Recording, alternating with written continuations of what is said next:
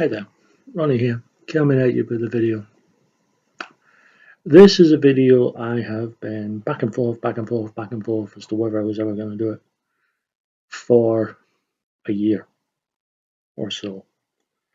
And the reason it's taken so long has been twofold. One, a lot of what I'm going to say is old ground. Some of my friends will very much know what my views and thoughts are on certain subjects and that I'm going to cover here. And the other reason was I really wanted to wait and see both sides of the story. And now that I've seen both sides of the story, I kind of feel a certain compulsion. Just to voice it, get it out of the way, and deal with it. And the subject is Joss Whedon. Bit of background. For me first. I adore the first 5 seasons of Buffy. I was a mega fan, bored the shit out of people with how much I would discuss it. Very passionate about it. I thought the first 10 episodes of season 6 were good. Dark, but I don't have a problem with dark so much. As long as it's interesting and going somewhere and has a story worth telling. We'll come back to that. I was a slightly bigger fan of Angel as a show.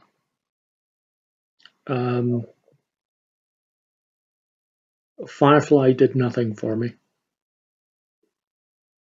But I think that's because I clued into something, which is kind of the point of the video.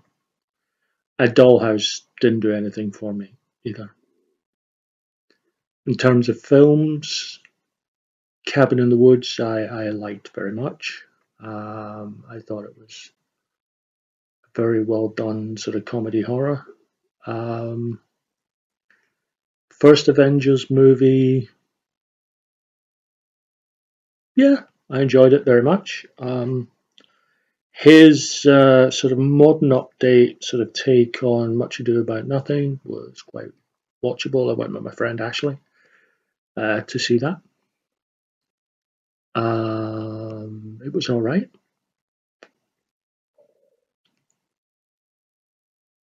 And then, of course, Age of Ultron, which I watched again the other day, is okay,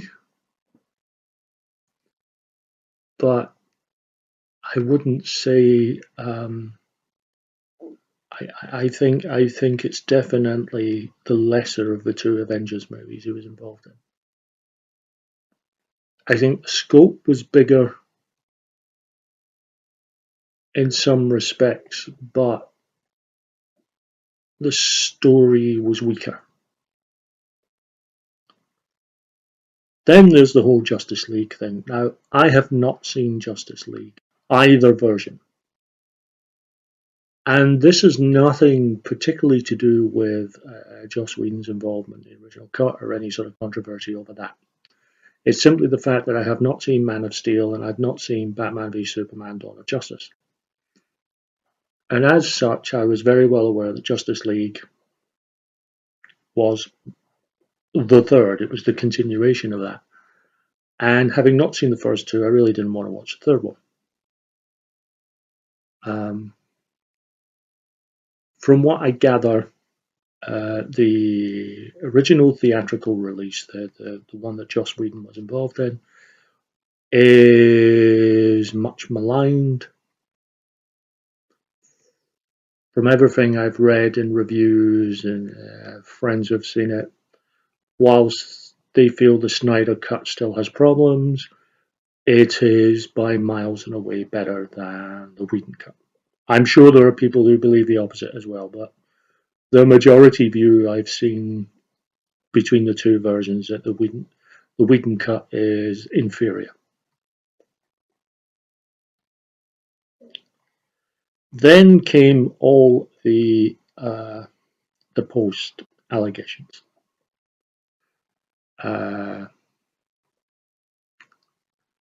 Ray Fisher, who plays Cyborg on Justice League, with Whedon taking over. For those who don't know, Zack Snyder did start filming Justice League. He was the director. There was then a tragedy. His daughter committed suicide. Understandably, he did not wish to continue. I think anyone would understand that, and he stepped down. And Warner Brothers asked Joss Whedon to come in and finish the film. And Whedon did some reshoots and rescripting and so on. But Ray Fisher, who plays Cyborg, his role was extensively cut back, which he was annoyed about. It was his first major role, and for a while there really wasn't anything being said. Some commentators felt that he was playing the race card. Some commentators thought that he was just annoyed because it was his first film and he was hoping it would maybe lead to more things.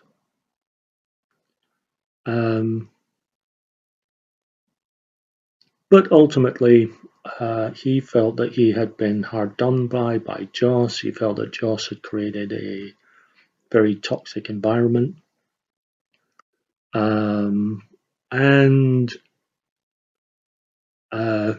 there was an investigation, which rather unsurprisingly didn't find anyone at fault, because as Yes Minister and Yes Prime Minister often quoted, inquiries are not for finding guilt or innocence, inquiries are for killing press stories.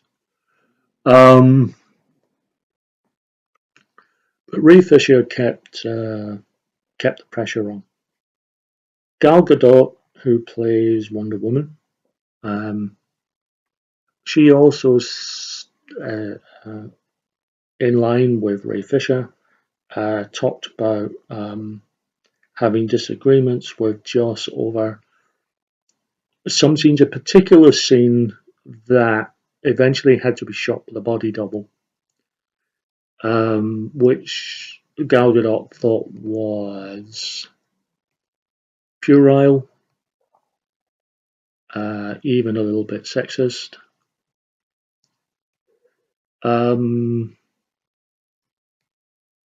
I know the scene that she's referring to. There's a scene in Justice League where the Flash trips and falls into Wonder Woman's cleavage.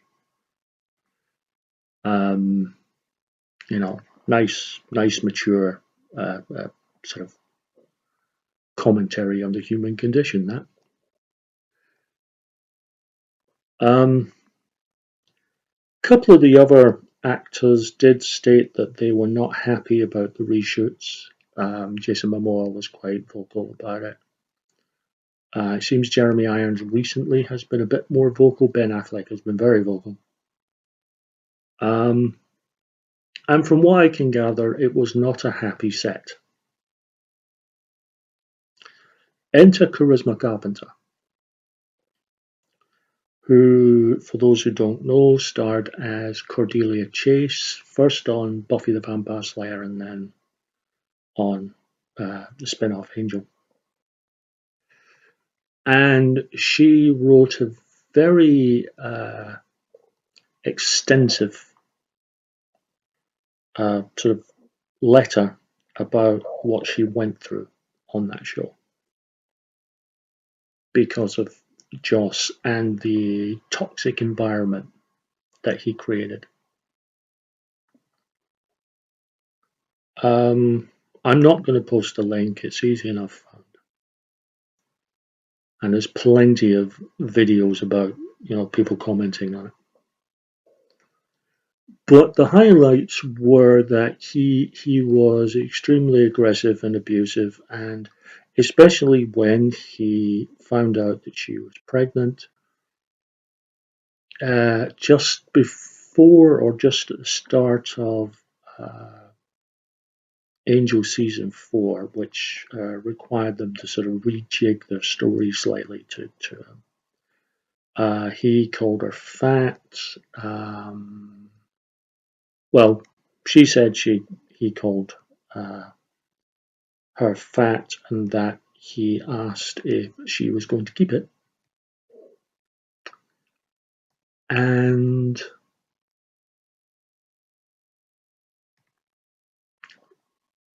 once it was all, once she had the baby and everything else, it was the back end of season 4. He effectively fired her.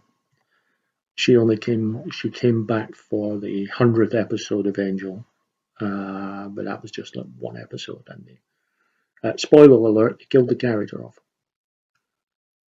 And quite frankly, that show's nearly 20 years old. So, really, you shouldn't be surprised at spoilers at 20 years old.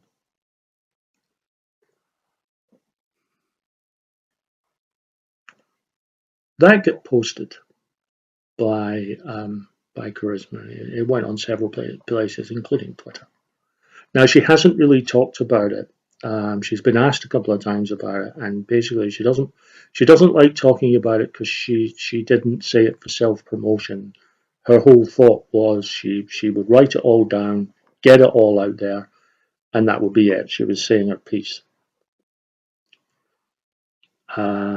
And the fact that she very much understood where Ray Fisher was coming from when he was talking about abuse.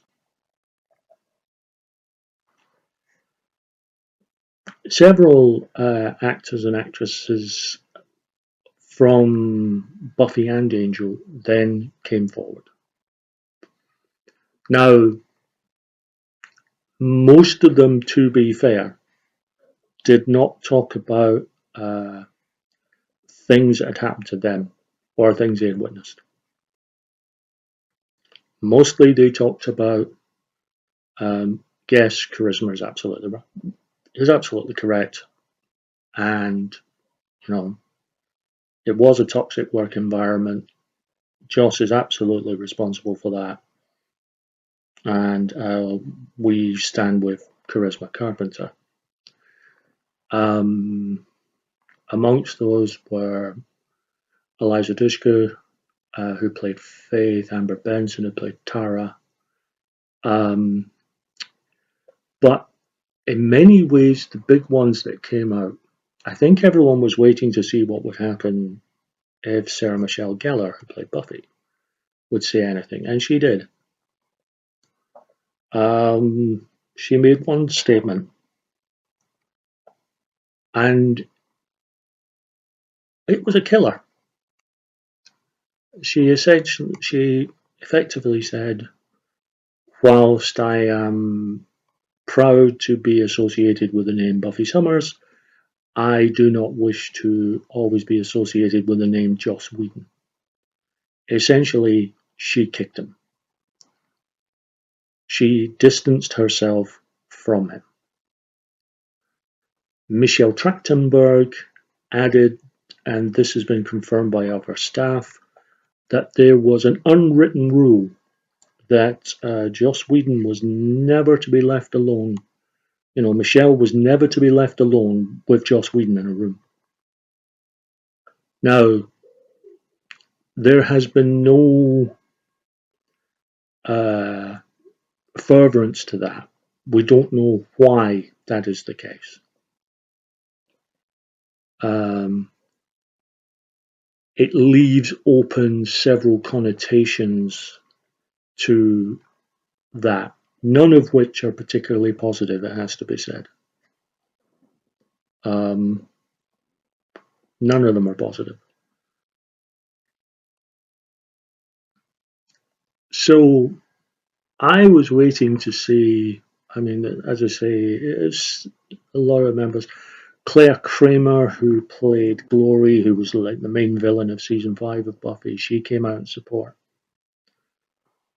But But I was waiting to see what happened to what happened with the cast of Angel.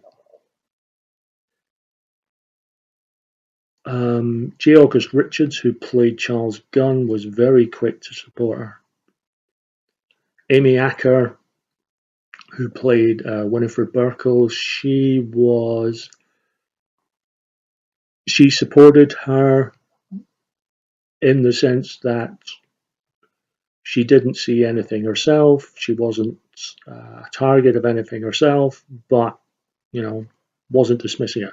Neither, it has to be said, was neither did Tony Head nor James Masters, both of whom have stated they didn't have a bad experience themselves, but they don't discount the possibility that other people did. They are not. None of them have come round and said this didn't happen. Tony Head is on record as saying, "How the hell did I miss it?" In his case, a lot of this happened on Buffy, where a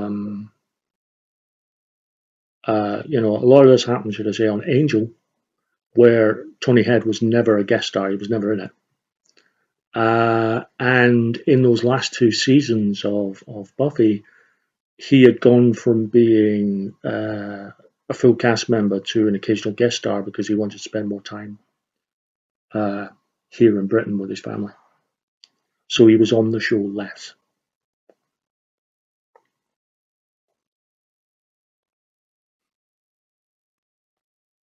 David Boreanaz, who played Angel, and obviously has had a continuing career.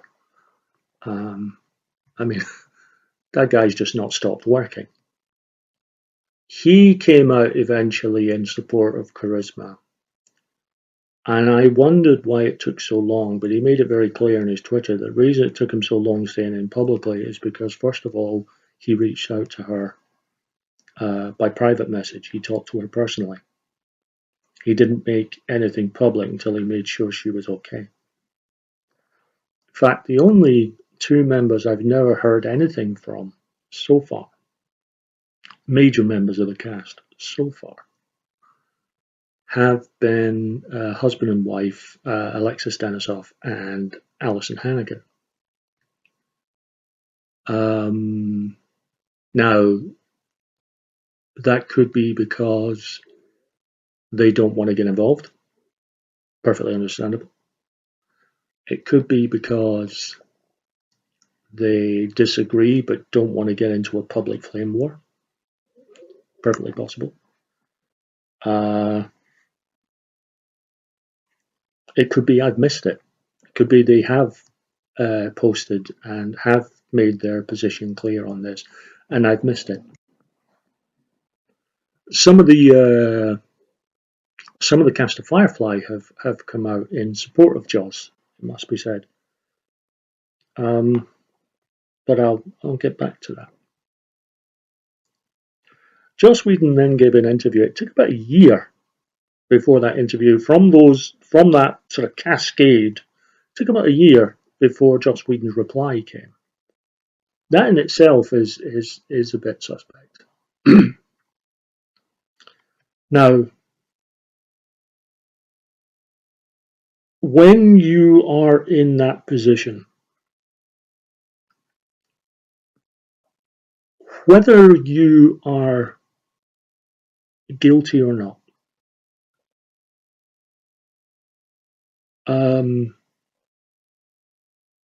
there's a certain amount of humble pie you should eat. And just apologize. Because even if nothing you did was intended in the way that it was received, clearly it had been received that way, and you should just hold your hand up and say, whilst not my intention, clearly I've hurt people and I shouldn't do that, and I'm sorry. It's a fairly in-depth article. Again, I would urge people to go and find it because it's It's a very long and very detailed article that addresses all the major points. And essentially, Joss kind of doubles down on things. With regards to Ray Fisher, he decided that the character of Cyborg was unnecessary and that Ray Fisher was a bad actor in both senses of the word, i.e., his performance was bad and he was acting in bad faith. Now, as I say, I have never seen Justice League in either cut, but from everything I've read, a lot of people have said that Ray Fisher's performance was very, very good in the Snyder Cut. And certainly his storyline makes sense. Something else Joss Whedon has said, he felt that the storyline didn't make sense. And he's kind of, he then sort of goes on to insinuate, not outright accuse, but insinuate that Ray Fisher's attacks on him were at the behest of someone else. The inference being that it was at the behest of Zack Snyder. For Gal Gadot, he flippantly said, "Well, clearly English is not her first language, and I tend to use very flowery language." This is a woman that speaks several languages fluently, English among them. He pretty much refutes everything that Charisma said, other than to say, yeah, maybe my manner wasn't particularly great. But he sort of capped it off by saying, well, I'm actually I'm one of the nicest showrunners around. If true, that's a sort of shocking state of American television. But one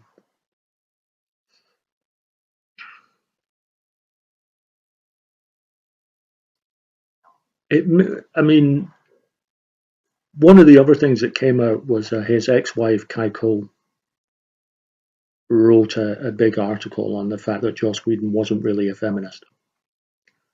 That his feminist credentials were suspect, to say the least. And that he saw women as conquests to have. The article also went on to talk about some of his ex-girlfriends and some of the ways that he kind of used and broke up with them.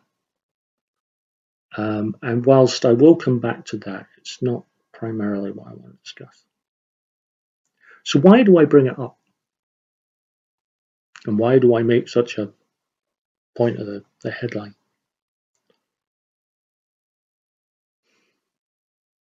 Because I think if you really look back at his body of work, even with Buffy and Angel being a sort of star of it, you can see his mindset. And it's one of the reasons that when I've went back and watched episodes, and I have watched episodes from time to time. I mean, they're on Disney Plus at the moment. And I have went back and watched episodes. I've went back and watched Firefly a couple of times, and I still don't like it. Well, that's not true. I don't like it or dislike it. I have absolutely no opinion on it whatsoever. It's just incredibly meh to me. And I know amongst sci-fi sort of fans that puts me in a real minority, but there it is. But when you see this interview and the sort of catalogue of how he deals with relationships, how he deals with the power structure that he has over people, and you look at it through the lens of his work, all the signs were there. I have long held the belief that I believe that Joss Whedon is a sadist. And let me be clear as to the definition. I believe that Joss Whedon does take a certain emotional pleasure in causing pain. Physical, don't know about that. Emotional, absolutely. He is an emotional sadist. He's also a narcissist, and if you want any kind of thing about that, just read that interview. It is the most amazing non-apology you will ever read in your life. And he's very much a nihilist. With regards to romantic relationships, it's absolutely the case that he's a nihilist. And you can see it in his work on all his shows. Relationships were never allowed to work. There always had to be something that would break them up. Now, his argument has been that if everything is happy and light and wonderful and beautiful, and that that creates you can't create drama from that, and I would agree. I would agree if you have because that is an extreme, and you can't make drama from an emotional extreme. But I also believe the opposite to be true as well, or the direct opposite. If you create nothing but darkness, you can't create drama from that either. Drama comes from balance, that there are positives and there are negatives. If you create a series where all the characters are in happy relationships and they never break up and they're always wonderful and glorious and lovely and fantastic, you can't create personal drama from that. But you can't create personal drama either if all relationships fail, because there's no investment, there's no emotional investment. We can't get invested in any relationships because we know it's going to fail. And that is a signature piece of Joss's work. All the way through Buffy, Angel, Firefly, Dollhouse. I never really watched Agents of S.H.I.E.L.D. I got through the first half of the first season and I was bored. Even Doctor Horrible, which should have been a very, very silly one-off, he couldn't help himself. He had to end with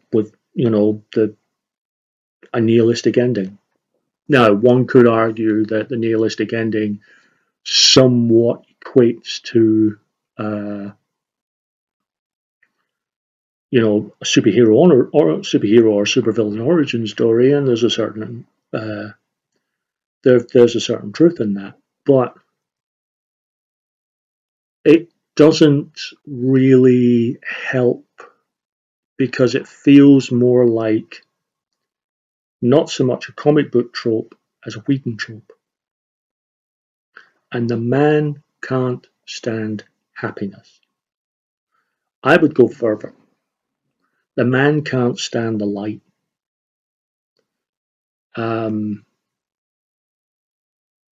He can't stand any sort of positive energy. In fact, I would say if you watch Buffy, Angel, Firefly, watch any of his shows, he only creates positivity so he can snuff it out.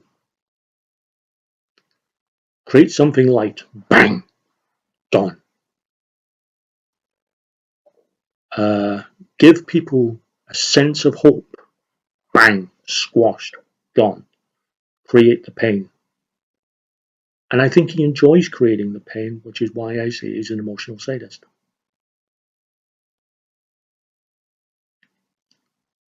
When I realized that, and that happened, it started with Buffy season 6. And in spite of what my friends might tell me, it is not just because of the death of Tara, although that was certainly a big impact. Um, the whole of season 6, the back end of season 6, is just nihilism. Now, I get what they were doing from an artistic point of view, trying to show life as the big bad, um, depression, and so on. And as someone who suffers from clinical depression, I'm well aware of depression and life. One of the reasons that kind of latched me onto Buffy was an escape from that depression. It was a chance to see an exciting world that was a mixture of drama and horror and humor and action, and similarly with Angel. But I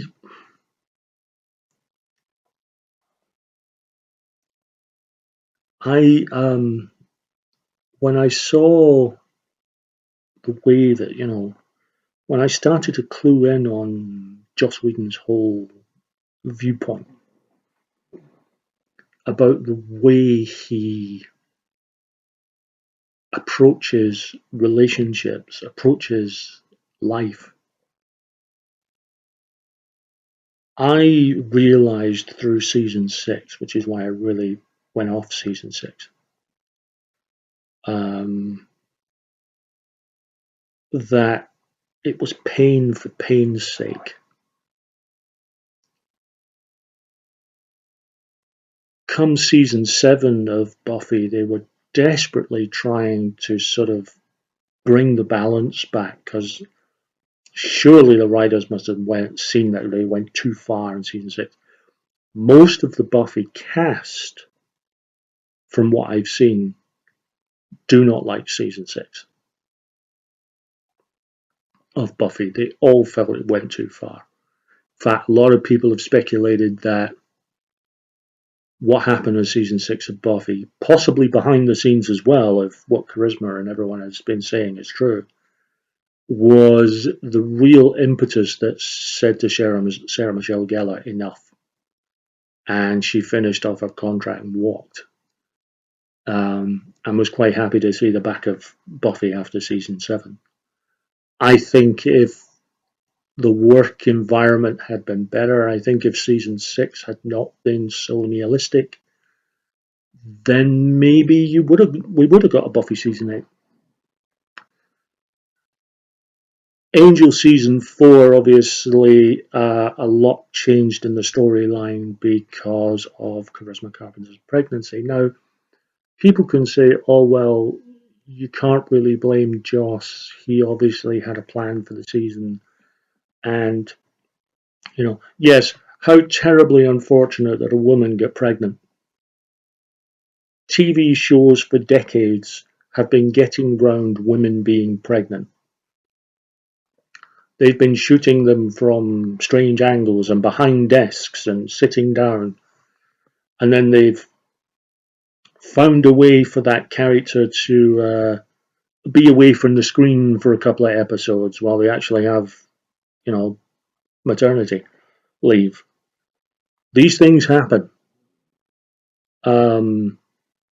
Terrible, terrible thing to do to a showrunner, to show up pregnant. Terrible. I write. Feminist my ass. Would I consider myself a feminist? I don't know. I don't know what the definition really is. What I do know is this. My mum's still alive. I have 6 sisters. 7, technically. But 6. Still very much here. Sister-in-law.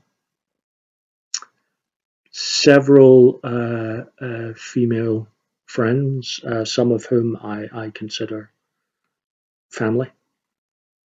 And most importantly of all, I have a daughter. The idea, the notion, the very thought that a woman shouldn't be able to attain the same status as a man, that they should be denied any sort of equality in society, in pay, and working conditions, and so on, simply because of her gender, is frankly absurd to me. And I would never agree to such things. And if that's the definition of feminist, then yeah, I'm a feminist.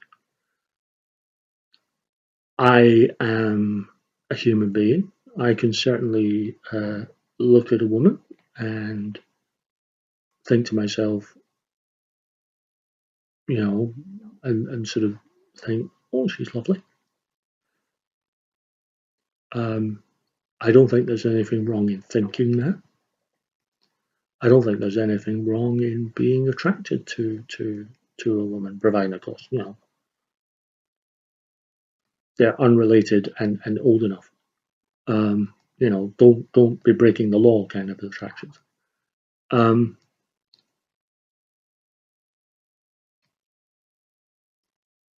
I think there's not even anything particularly wrong in telling someone that you like them, that you are attracted to them, within reason.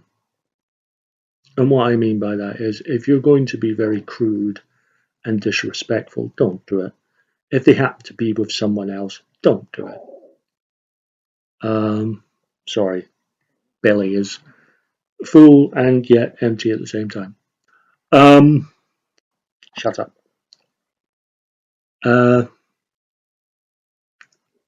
But yes, but I don't think Joss is a feminist. I think he's a complete smokescreen.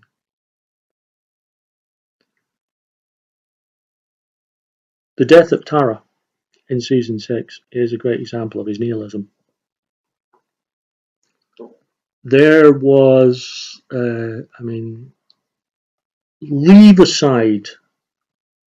leaving aside for the moment the whole sort of, kill the gays trope, which was absolutely rancid at that time. And I understand, and quite frankly, I fully understand and agree with the people who can't leave it to the side. But leaving that to the side, here's an example of a couple.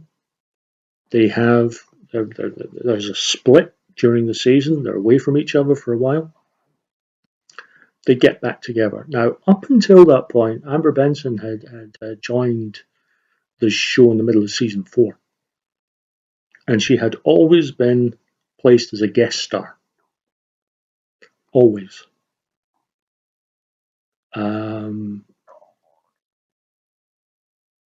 Personally, I would have had her in the main titles. From the off, I would have had her as a main character. But no.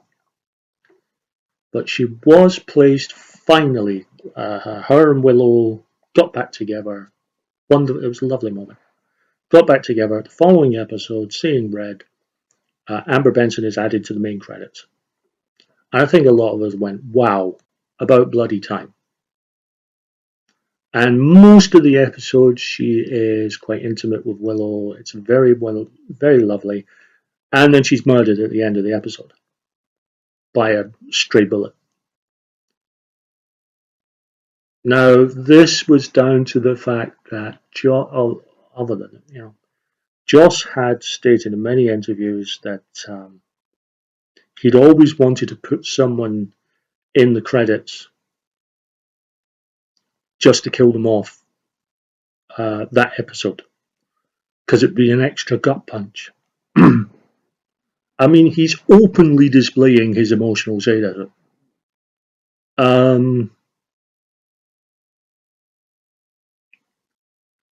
And what made it cruel, not only that, was there was an official Buffy board. It's one of the early days of the internet, but there was an official Buffy board.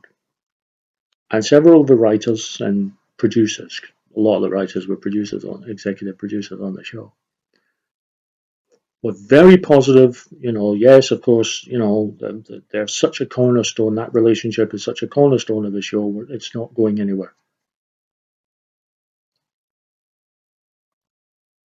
Now, yes, you could place a lot of that down to, well, they're hardly going to do a plot spoiler, are they? And that is true. But there's a certain case to, let's just ignore the question. Let's just avoid the question. Let's not answer, but for God's sake, don't fucking lie to the fans. A lot of whom, I mean, just to remind people that back then, positive representations of LGBT characters and certainly relationships on mainstream TV was barely ever heard of.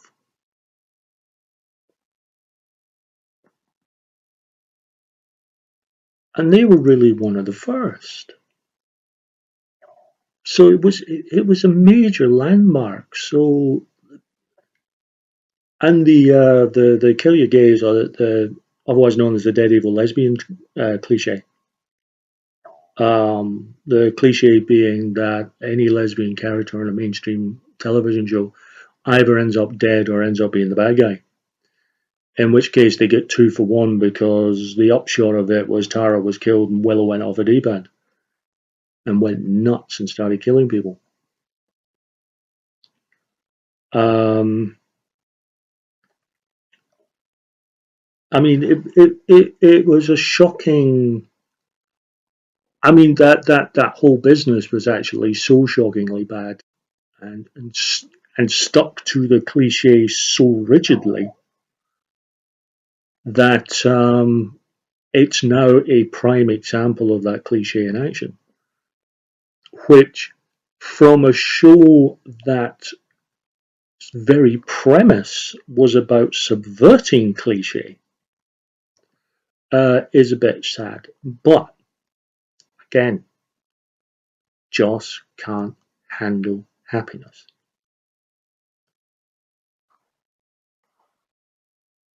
He says he likes strong women. I'm not so sure.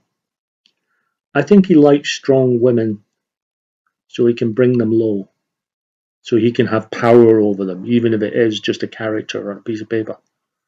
That he can say, yes, he has the power to make that strong woman do this, and make that strong woman do that.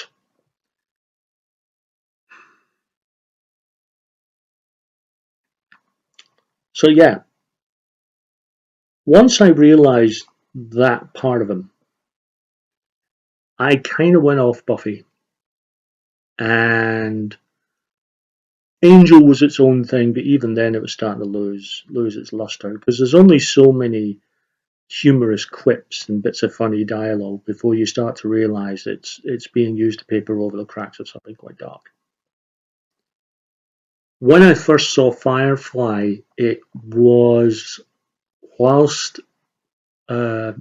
season 7 of Buffy and season 4 of Angel were on. And this is important because I was still really angry over season 6. And I accept that the first time I saw Firefly, I probably didn't give it a fair shake. And my meh was probably me being quite resistant. Which is why a few years ago, 3-4 years ago, I watched it again. Because I wanted to see, with some distance, if I could enjoy Firefly now that I had some emotional distance from Joss Whedon and his work. And I still couldn't get into it. And the reason was simple for me. Once you unlock Joss, once you see the cliches, once you see the tropes that he uses, nothing surprises you. And I think that's why I kind of go meh when it comes to Firefly and meh when it comes to Dollhouse. And probably why I was so bored with Agents of S.H.I.E.L.D. because I may not have known what the twist was going to be, what the surprise was going to be, but nothing surprised me. Now, I don't know whether that was to do with lazy writing or obvious writing, or whether that was because I just can't get emotionally engaged in Joss Whedon's work now. I don't know. I mean, recently he was involved in a show called The Nevers, which is kind of a sort of superpowered people, but in Victorian times. Now, that premise should have me watching. Absolutely should have me watching. I love steampunk fantasy. My favorite RPG is Castle Falkenstein, which is steampunk fantasy. I love that era. I should have been jumping at it, but then I saw it was created by Joss Whedon, and I went, I don't know. A couple of my friends have watched the first episode, and they went, it's kind of, you could see the interchangeable, you could see the templates. One of my friends said, yeah, kind of, that's the Willow for this one, and that's the Xander, and they could see all the templates that he's used before, and I thought, yeah, he's kind of repeating himself now.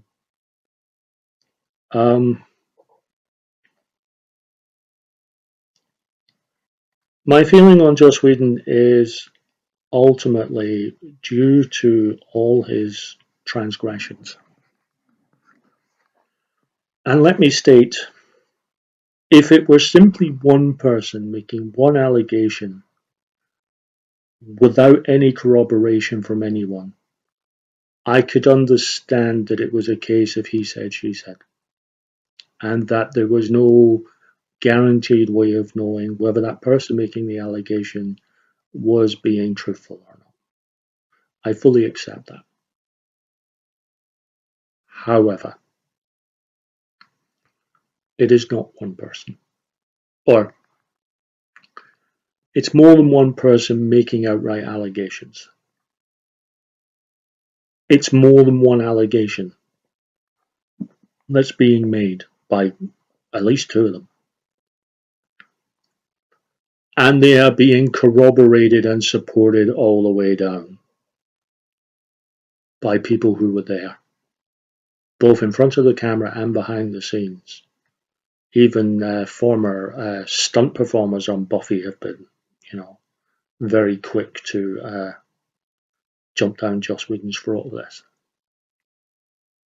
Now, the argument can be made, why did it take them so long? I have there are ultimately three possibilities. One, jumping on the bandwagon.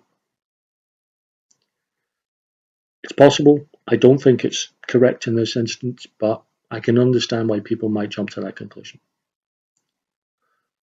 Two, has been indicated by a couple of the people, there's an awful lot of trauma involved. Trauma they're still dealing with. Possibly the reason why some of them don't want to give interviews about it, because it's still affecting them. And that being the case, I think it's very brave of them to come forward. And when it comes to trauma, there is no time limit. Trauma happens.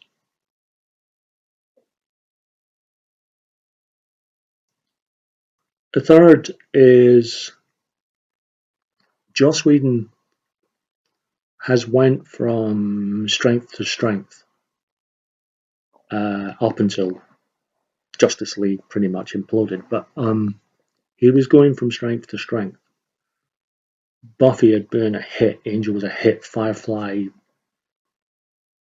whilst it wasn't a direct hit, mostly because Fox didn't give it enough episodes. And I will say, there's a lot of fans out there for Firefly. I'm well aware of them. Some of my friends are big fans of it.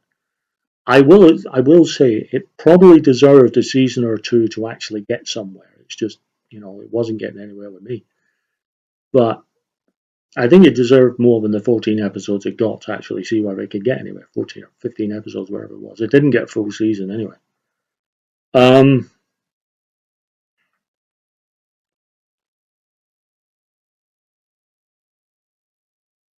but he got more and more powerful. He did Doctor Horrible, which got him a lot of attention. He did Cabin in the Woods, or at least he was part of the team for Cabin in the Woods. That got him a lot more attention. Then he did Avengers, which got him a lot of attention. Um, he was a powerful player in the Hollywood engine. And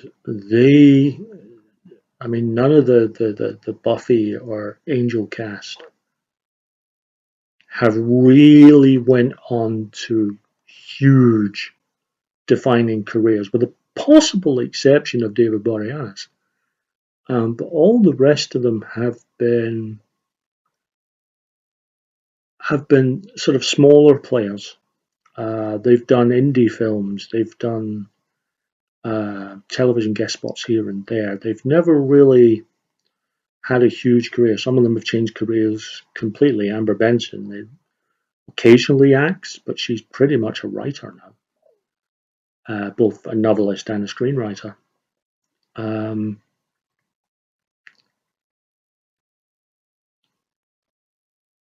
I don't think they felt they would be believed. Again, one could argue maybe there was nothing there to believe in. I don't believe that to be the case, but others may disagree. But I certainly think that Joss needs to go away now. Um, if the interview showed anything, is that he's a man who is clearly incapable of understanding uh, that he's done anything wrong. Um, maybe that's the way it is. Maybe he has to fall all the way to rise again.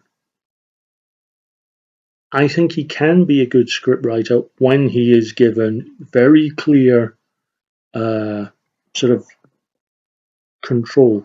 I don't think he'll ever get near a major studio again in terms of directing again or running a show again. I don't think that's going to happen. The Nevers, he left due to creative differences.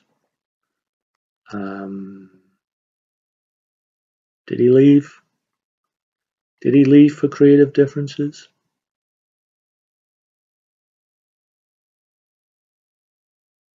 Did he jump before he was pushed? Guess we'll never know on that one.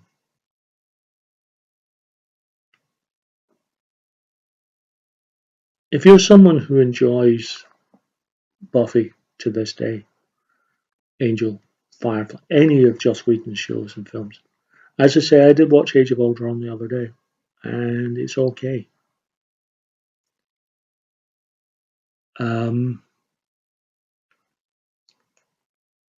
But it's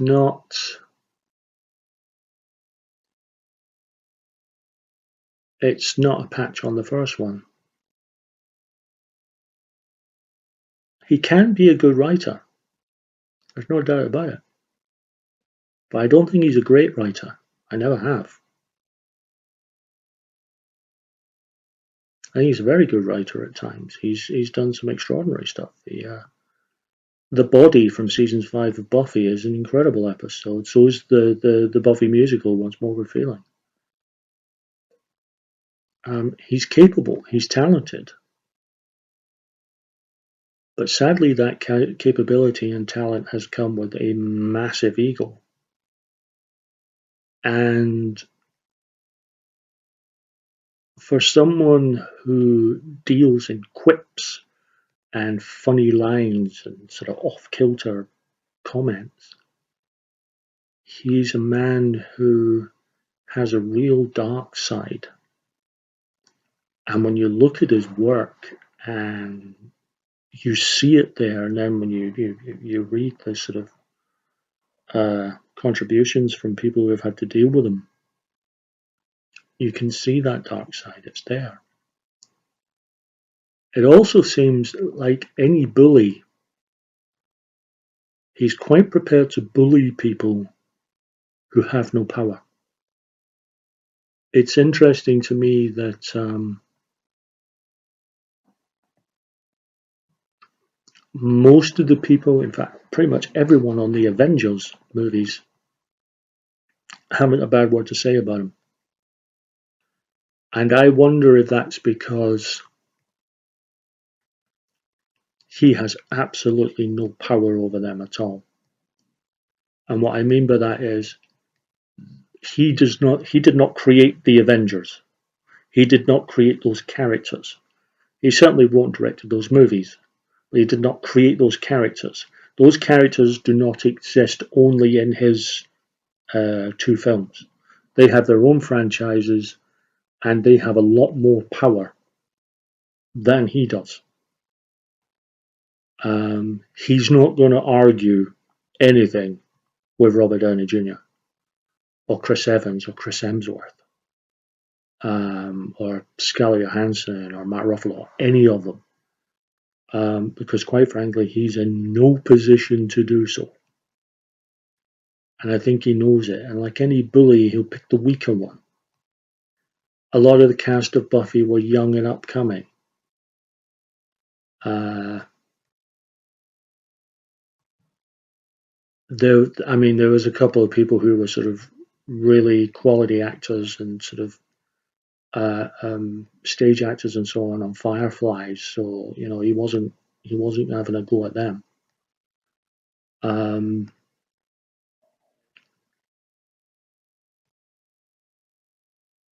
And people could say, well, that was 20 years ago. I would say, yeah, but Justice League shows he hasn't changed. And the interview shows that he doesn't think he has to change. I think he did the interview in the hope that it would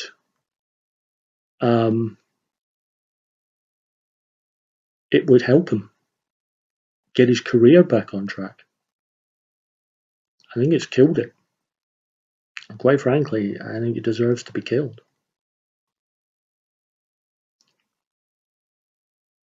His career needs to be killed, I think.